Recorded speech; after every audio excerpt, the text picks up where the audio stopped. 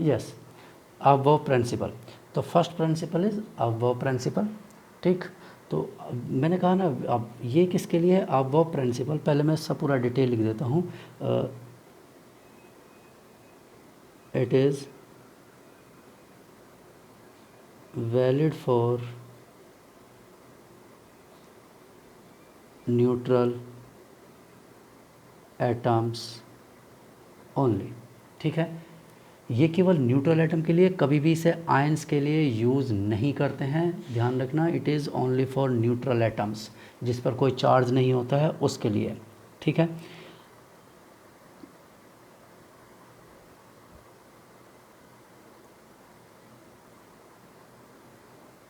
Above का जो meaning है वो जर्मन मीन्स है बिल्डिंग अप। ठीक है, वर्ड ऑफ बाउ, ऑफ बाउ का मीनिंग है बिल्डिंग अप। ऑफ बाउ मीन्स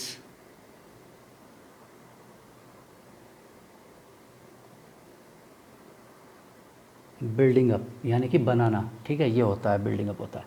और ये होता क्या है, द प्रिंसिपल हम लिख लेते हैं। The principal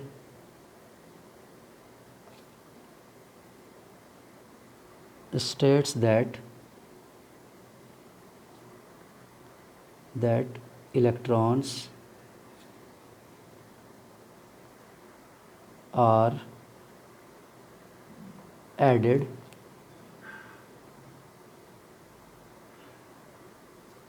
progressively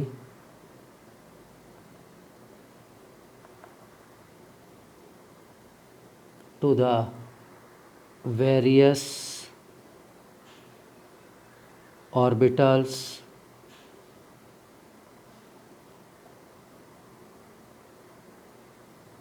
subshell orbits. ठीक है, ऑर्बिटल सबशेल या ऑर्बिट्स जैसे भी होता है, in the order of, in the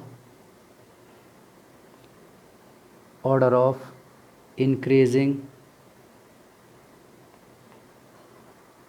energies. ठीक है,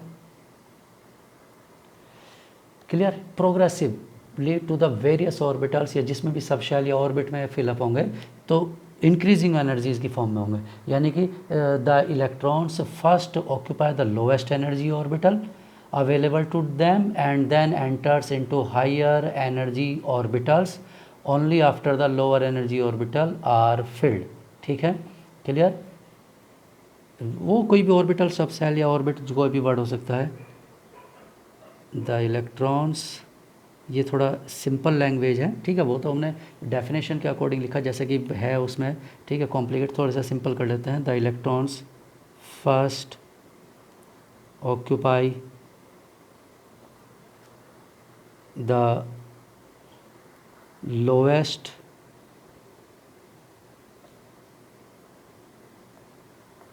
एनर्जी लेवल, लेवल होगा या ऑर्बिट वर्ड लिखा होगा या सब शेल होगा। ठीक है, या ऑर्बिटल भी हो सकता है, क्योंकि एस सब शेल में तो सब शेल भी, एस ऑर्बिट में तो मतलब फर्स्ट ऑर्बिट में एक ही सब शेल है, एक ही ऑर्बिटल है, तो वही ऑर्बिटल भी लिखा जाता है, वही सब शेल लिखा जाता है, इसलिए हम ये सारे वर्ड लिख रहे हैं। ठीक है, कि इनमें से कोई भी हो सकता है। अवेलेबल ऑर्बिटल लिखेंगे। ठीक है, एक की बात कर रहे हैं। Available to the, available to them या टू द इलेक्ट्रॉन्स। ठीक, and enter into, and enter into higher energy level.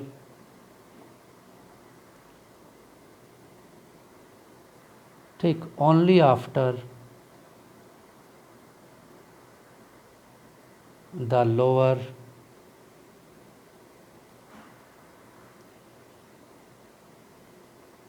Energy level are filled, energy levels are field.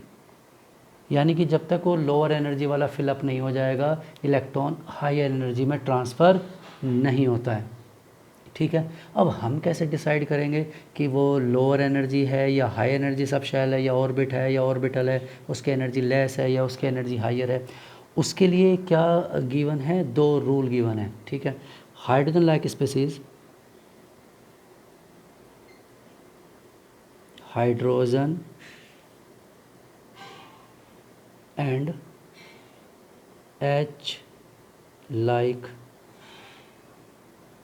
Species, यानी कि 1 इलेक्ट्रॉन सिस्टम, ठीक है। तो हम केवल हाइड्रोजन की ही बात कर रहे हैं। ये तो लाइक मैंने इसलिए लिख दिया है कि क्योंकि एक ही इलेक्ट्रॉन है तो उस एक इलेक्ट्रॉन में ज़्यादा मतलब कुछ प्रॉब्लम नहीं होती है, तो आप वो प्रिंसिपल उसमें भी आपको काम करेगा, कोई दिक्कत नहीं है। इनकी चार्ज भी होगा तो भी चलेगा, लेकिन वैसे ये न्यूट्रल एटम के लिए है। लेकिन यहाँ एक ही इलेक्ट्रॉन होता है तो एक इलेक्ट्रॉन से कोई फ़र्क नहीं पड़ता, वो फर्स्ट ही ऑर्बिट में रहेगा, इसलिए उसमें कोई दिक्कत नहीं है। यानी कि हाइड्रोजन लाइक स्पीसीज या 1 इलेक्ट्रॉन सिस्टम के लिए अगर हम बात करते हैं तो एनर्जी ऑफ लेवल, या वही जो वर्ड है, ऑर्बिट है, सब शेल है, ठीक है, या ऑर्बिटल्स हैं, ठीक है, कोई भी किसी की भी energy of level depends on n only. N means principal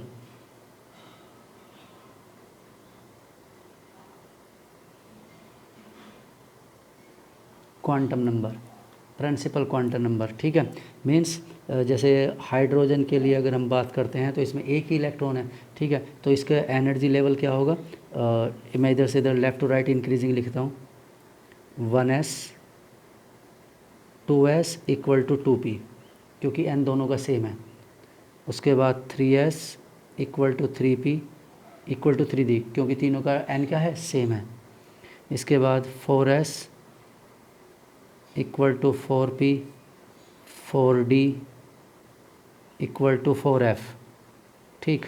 इसके बाद 5s 5p 5d 5f 5g, ठीक है। इसी तरह से चलता रहेगा, सो ऑन, ठीक है, एंड सो ऑन, ठीक। और ये क्या है, left to right increasing energy, increasing energy, ठीक है, लेफ़्ट टू राइट एनर्जी, यानी कि 1s सबसे पहले इलेक्ट्रॉन 1s में एंटर करेगा, उसके बाद इलेक्ट्रॉन इनमें से किसी में भी जा सकता है, 2s 2p में जा सकता है, 3s 3p में या 3d में जा सकता है। वो क्यों? क्योंकि तीनों की एनर्जी क्या है, हाइड्रोजन एटम के लिए एनर्जी का यही ऑर्डर होता है, फर्स्ट, यानी कि n पर डिपेंड करता है प्रिंसिपल, जिसका प्रिंसिपल 1 है, यानी higher the with increase energy increases with increase in number of n, सिर्फ n इंक्रीज होने से इंक्रीज होता है energy directly proportional to n, ठीक। Energy of the level increases with increase in n, energy of the level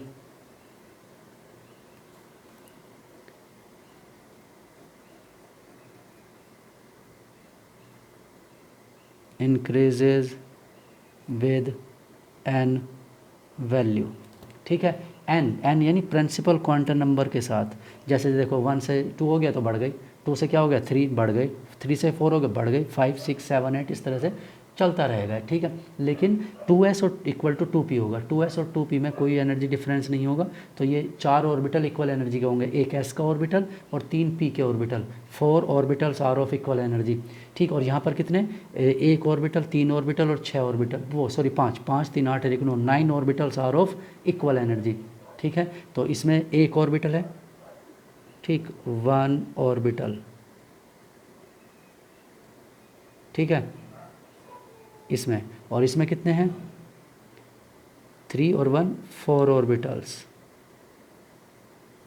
equal energy के, इसमें कितना है, ठीक है, इसके लिए, और इसमें कितना है, 3s से 3d तक 1 3 और 5, यानी 5 3 8 और 1 9 9 ऑर्बिटल्स ऑफ इक्वल एनर्जी, ठीक है। इक्वल एनर्जी के ऑर्बिटल्स को क्या कहते हैं, आज ही हमने डाउट क्लास में डिस्कस किया था, इन्हें कहते हैं degenerated orbitals. Equal energy orbitals are known as degenerated orbitals, equal energy, equal या आइडेंटिकल, बात वही है, identical energy orbitals, energy orbitals are known as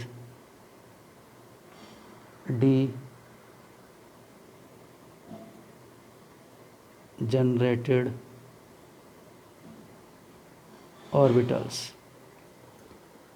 ठीक है, इन्हें क्या कहते हैं, डी जनरेटेड ऑर्बिटल्स कहा जाता है, D generated orbitals. Equal energy orbitals होते हैं, जैसे यहाँ पर एक है, ये तो एक ही है, इसमें 4 है, इसमें 9 है, इससे अगले वाले में और बढ़ जाएंगे, 1 3 और इसके और 5 इसके, ठीक है, 5 3 9 तो ये हो गया, 8 9 और 7 इसके 9 और 7 कितना हुआ 16, यानी 16 इसके 16 डी जनरेटेड ऑर्बिटल्स होंगे। इसमें टोटल क्या होगा 16 ऑर्बिटल्स ऑफ इक्वल एनर्जी, ये इक्वल एनर्जी के ऑर्बिटल्स होंगे। ठीक है, इक्वल एनर्जी ऑर्बिटल्स, इसी तरह से ऐसे होता रहेगा। तो ये हाइड्रोजन एटम के लिए, फॉर हाइड्रोजन। ठीक है, अब हम बात करते हैं किसकी, हाइड्रोजन से आगे।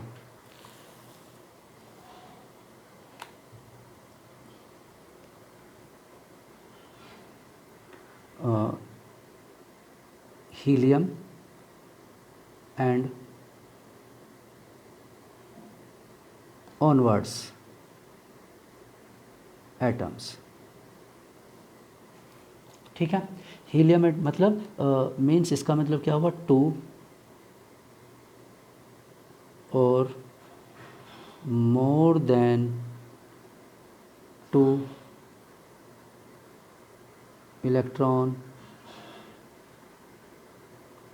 Containing atoms. ये केवल एटम्स के लिए है, neutral atoms containing neutral atom, ये केवल न्यूट्रल एटम के लिए होगा। ठीक, वो तो वहाँ पर स्पीसीज भी लिखा है, तब भी कोई दिक्कत नहीं है, एक इलेक्ट्रॉन है उसमें सब में सेम रहता है। लेकिन अबव प्रिंसिपल लिखवाया केवल न्यूट्रल एटम्स के लिए, तो यहाँ न्यूट्रल एटम वर्ड लिखना नेसेसरी है। अब आप न्यूट्रल एटम ही इसमें सेलेक्ट कर सकते हैं, इसमें आप आयंस नहीं यूज़ कर सकते। अब इसमें क्या होता है, इसमें एनर्जी ऑफ लेवल किस पर डिपेंड करता है, एनर्जी ऑफ लेवल। ठीक है, बात वही है जो हम बता रहे हैं, ऑर्बिट या सब शेल, ठीक है, या ऑर्बिटल डिपेंड्स ऑन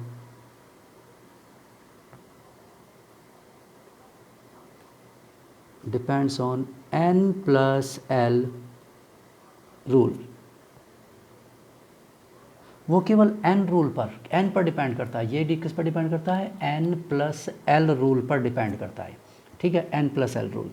अब ये n+l रूल क्या है, ठीक, तो वो हम लैंग्वेज लिख लेते हैं, n+l रूल क्या है ये,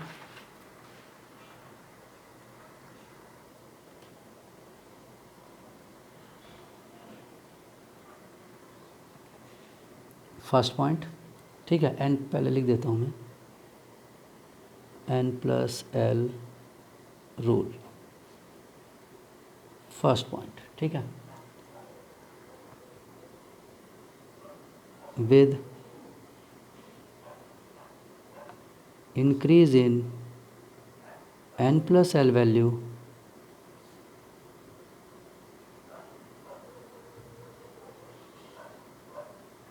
energy of the level increases। ठीक है, जैसे जैसे n+l की वैल्यू क्या होगी, इंक्रीज़ होगी, energy of the level increase होगा। ठीक है, अभी हम इसे देख लेंगे। ठीक है, एग्जाम्पल लिख लेंगे। Second,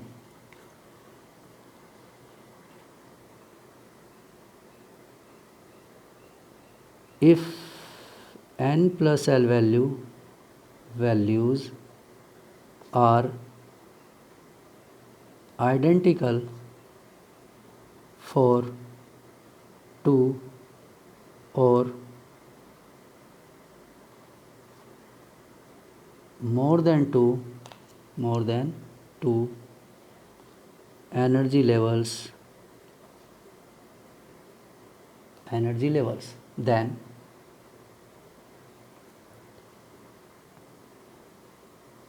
the level which having lower or smaller value of n मतलब प्रिंसिपल क्वांटम नंबर, value of n, then the level which having lower or smaller value of n will show or have, जैसे भी लिखना चाहो, or have less energy। ठीक है, तो अगर आइडेंटिकल हो जाता है तो किसकी एनर्जी कम होगी, जिसका n वैल्यू स्मॉलर होगा। अब चलो इसे एग्जांपल से देख लेते हैं। तो हम यहाँ पर लिख लेते हैं, बहुत सारे वैल्यूज़ लिख लेते हैं, जैसे 1s 2s 2p 3s 3p 3d। 2 में d नहीं होता, 2 में d नहीं हो सकता, आपको बताया था। प्रिंसिपल क्वांटम नंबर बताया था, उसके बाद एजीमिथल बताया था। तो एजीमिथल के अकॉर्डिंग सेकंड ऑर्बिट में केवल 2 ही सब शेल हो सकती हैं, 0 और 1 वाली। 0 मतलब s, 1 वाली मतलब p, d नहीं होता इसमें f नहीं होता है। 4s 4p 4d 4f, इसमें g नहीं होगा। 4f 5s 5p 5d 5f 5g 6s 6p 6d f g h 7s 7p 7d f g h i। ठीक है, 8 p d and so on. कहीं तक भी जा सकते हैं, कोई दिक्कत नहीं। अब हमारे पास ये सब चीज़ें जितने जिसमें अलाउड था वो हमने लिख लिया है, जिसके लिए जितना अलाउड था। फर्स्ट के लिए केवल एक ही ऑर्बिटल अलाउड है, एक लिखा। एक सब शेल अलाउड है, एक लिखा। इसके लिए 2 सब शेल अलाउड हैं, वो हमने 2 लिखे। इसके लिए 3 अलाउड हैं, इसके लिए 4 अलाउड हैं, इसके लिए 5, इसके लिए 6 अलाउड हैं। 7 वाले के लिए 7 अलाउड हैं, 8 वाले के लिए 8 अलाउड हैं। ऐसे ही हम लिखते चले जाएंगे। जिसके लिए जितनी अलाउड वैल्यूज़ हैं हम केवल वो ही लिख रहे हैं। ठीक है, चलिए अब इसमें ये अलाउड वैल्यूज़ जो भी है हमारे पास, उनको हम n+l वैल्यू देखेंगे हम इनकी, n+l। ठीक है, मैं उसी के साथ उसका ब्रैकेट में n+l वैल्यू लिख दूंगा, आप देख लेना n+l कैसे हो। ठीक, ये जैसे मैं साइड में लिख देता हूँ, कोई दिक्कत नहीं। आपको अगर एक बार सॉल्व करके ही बता देता हूँ मैं। 1s, ठीक है, यहाँ लिख देता हूँ, और लेवल, और यहाँ n+l। ठीक है, तो 1s के लिए 1 + 0, और तो होते 2s के लिए 2 + 0, 2p के लिए 2 + 1। ठीक, next 3s 3 + 0, 3p 3 + 1, 3d 3 + 2, 4s 4 + 0, 4p 4 + 1, 4d 4 + 2, 4 + 3। ठीक है, 5s 5 + 0, 5 + 1,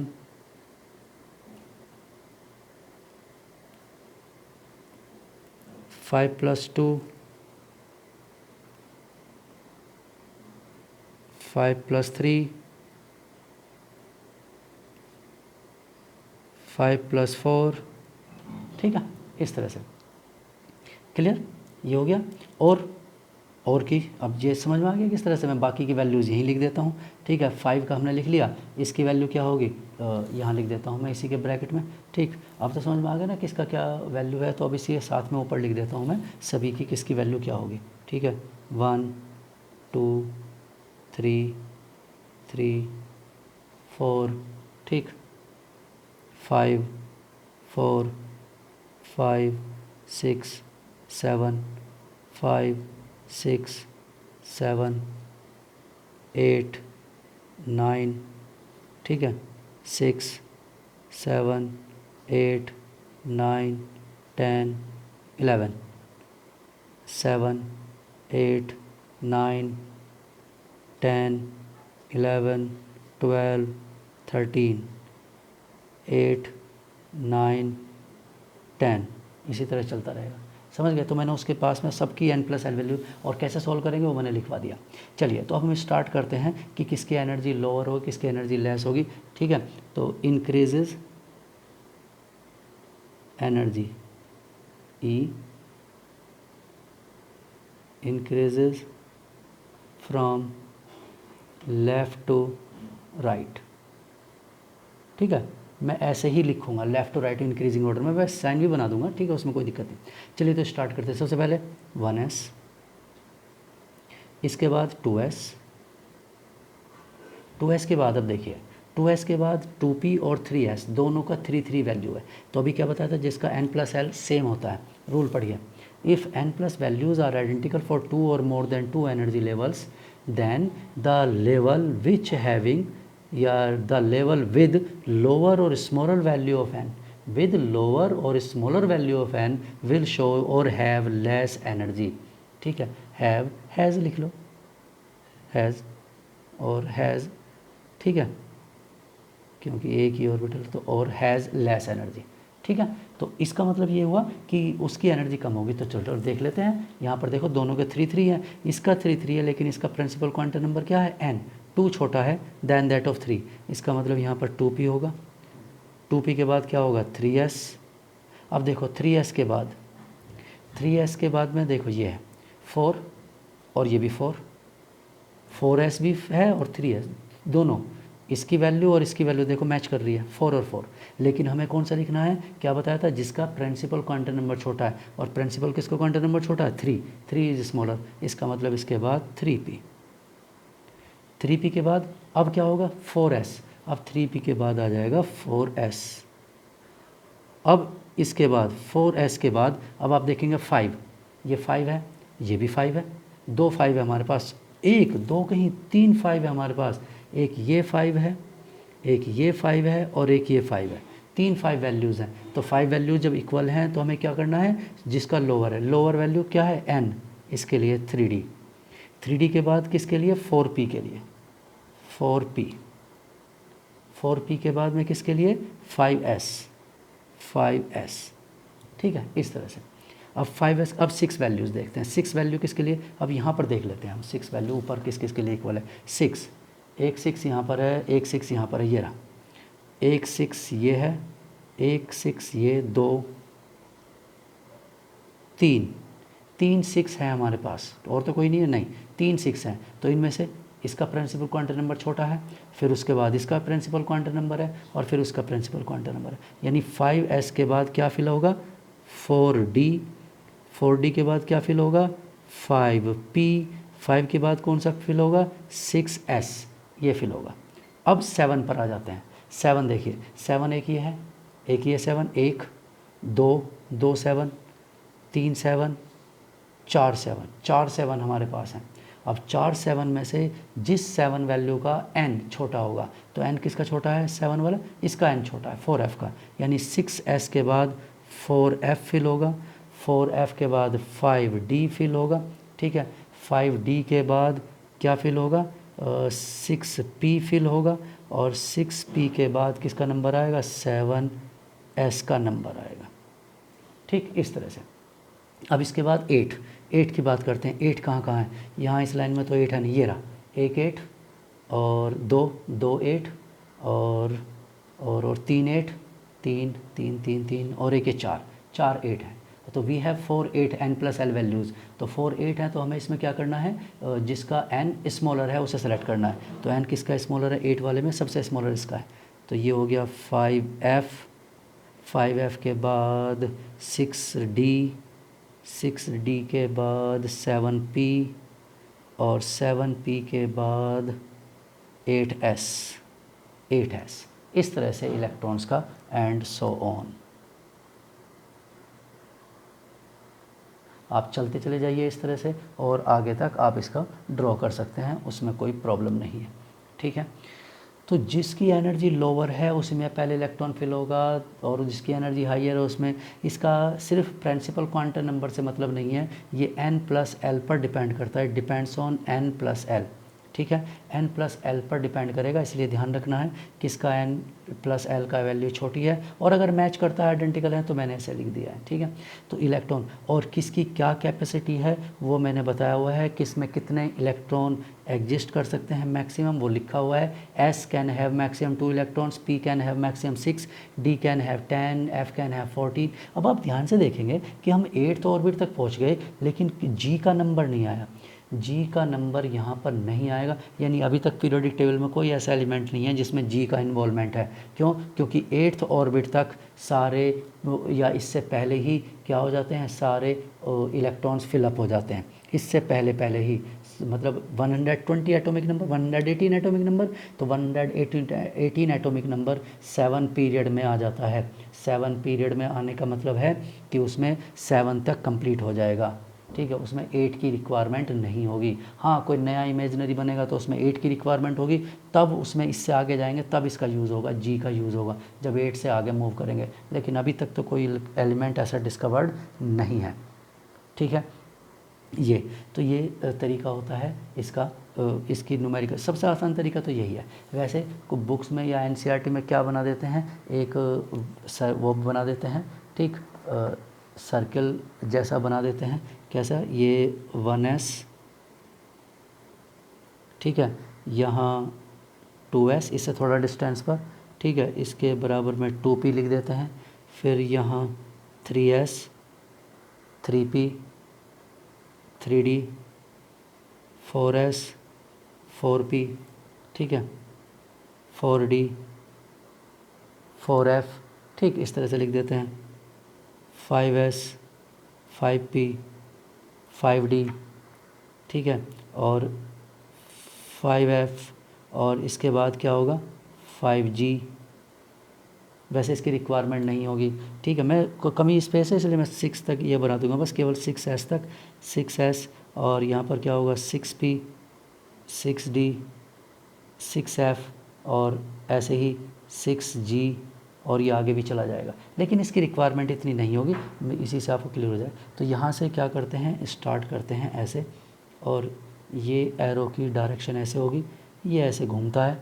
ठीक है, एक हर एक के बीच में गैप आना चाहिए ऐसे, और ये फिर वापस आएगा ऐसे, और ये 2 को टच करेगा। ठीक है, फिर ये वापस घूम जाएगा, यानी 1 के बाद 2, ठीक है, वापस घूम जाएगा, फिर ऐसे ही वापस जाएगा ये, और वापस आकर फिर घूम कर आएगा इस तरह से। इस बार 2p, ठीक है, ऐसे 2p आ रहा है। 2p के बाद किसका नंबर आएगा 3s, ठीक है, ये ऐसे ऐसे, फिर घूम गया है, ये मतलब इस तरह से चल रहा है ऐसे, ठीक, ऐसे घूमकर, और ये इसकी डायरेक्शन है।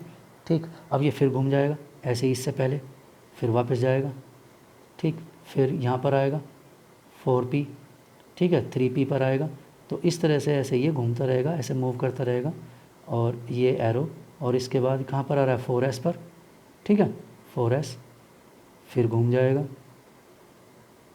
ठीक, तो जहाँ जहाँ ये मूव कर रहा है, ठीक, और इसके बाद घूमने के बाद ये फिर वापस इसमें से घूम कर, फिर अब ये कहाँ जाएगा 3D पर पहुँचेगा। ठीक, 3D ऐसे, 3D के बाद कहाँ आएगा 4p, 4p के बाद कहाँ आएगा 5s ऐसे। तो ये इसका मूवमेंट है, ऐसे मूव कर रहा है ये एरो।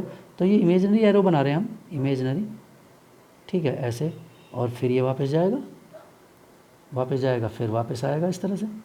तो इस बार 4D को कवर करेगा, 5p को कवर करेगा, और 6s को कवर करेगा, और बस ऐसे ही चलता रहेगा। ठीक है, तो ऐसे भी आप डायग्राम बना सकते हैं। तो देखिए 1s के बाद 2s, 2s के बाद क्या 2p, एरो 2p पर जा रहा है 2p, उसके बाद देखो दोनों बिल्कुल हमारे पास हुई 3s, 2p के बाद 3s, 3s के बाद कहाँ पहुँचा 3p, 3p के बाद कहाँ पहुँचा 4s, 4s के बाद कहाँ पहुँचा 3D पहुँच गया, 3D के बाद कहाँ पहुँचा 4p, 4p के बाद कहाँ पहुँचा 5s, 5s के बाद कहाँ पहुँचा 4d, 4d के बाद 5p, 5p के बाद 6s, और 6s के बाद कहाँ पहुँचेगा, अगर मैं इसे यहाँ पर स्पेस थोड़ा कम है फिर भी अगर मैं घुमा देता हूँ इसे तो ये 4f पर पहुँचेगा। देखो 6s के बाद 4f पर पहुँचेगा, ऐसे, ये इसका डायरेक्शन है, ठीक, ऐसे, और फिर ऐसे हो जाएगा।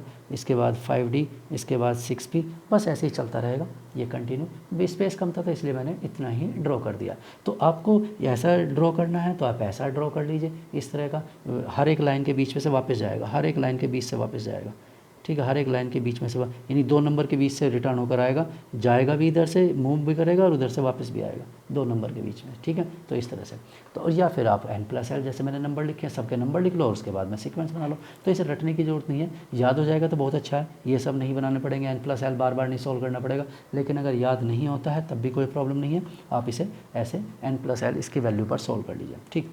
अब हम इलेक्ट्रॉन फिल करते हैं, ठीक है। तो इलेक्ट्रॉन फिल करते हैं तो कुछ एटम्स इसमें क्या होते हैं, एक्सेप्शंस होते हैं, ठीक है। About approx 20 elements are exception, ठीक, वो अभी हम लिख लेंगे। मैं पहले अभी आपको कुछ एलिमेंट्स का फिलअप करके दिखाता हूँ। जैसे हाइड्रोजन, हाइड्रोजन का एटॉमिक नंबर 1 है तो 1s1, ठीक है। इसके बाद helium, atomic number 2 1s2। Lithium, अब लिथियम में 3 है तो क्या 1s3 लिख दूँ, नहीं, 1s2 और 2p, 2s1। इसके बाद बेरिलियम, 2 इलेक्ट्रॉन यहाँ और 2 यहाँ, ठीक है, 4, ठीक। तो ये, और 2 से ज़्यादा क्यों नहीं होगा उसमें, क्योंकि उसमें एक ही ऑर्बिटल है। इसके बाद बोरोन, 1s2 2s2, अब इसमें 2 से ज़्यादा नहीं होंगे, 2p1, ठीक। बोरोन के बाद carbon, 1s2 2s2 2p2। Carbon के बाद nitrogen, 1s2 2s2 2p3। Nitrogen के बाद oxygen, 1s2 2s2 2p4। Oxygen के बाद फ्लोरीन, 1s2 2s2 2p5। और इसके बाद फ्लोरीन के बाद नियॉन, 1s2 2s2 2p6, ठीक है, नियॉन। बस अब नियॉन के बाद में क्या होगा, 11th एटॉमिक नंबर सोडियम, तो सोडियम लिखेंगे तो 1s2 2s2 2p6। क्या और इलेक्ट्रॉन पी में लिख दें, नहीं, पी की कैपेसिटी ही मैक्सिमम 6 है, तो इसके बाद अभी आ जाएगा 3s1, ठीक है। अब इसके बाद सोडियम के बाद क्या होता है, मैग्नीशियम,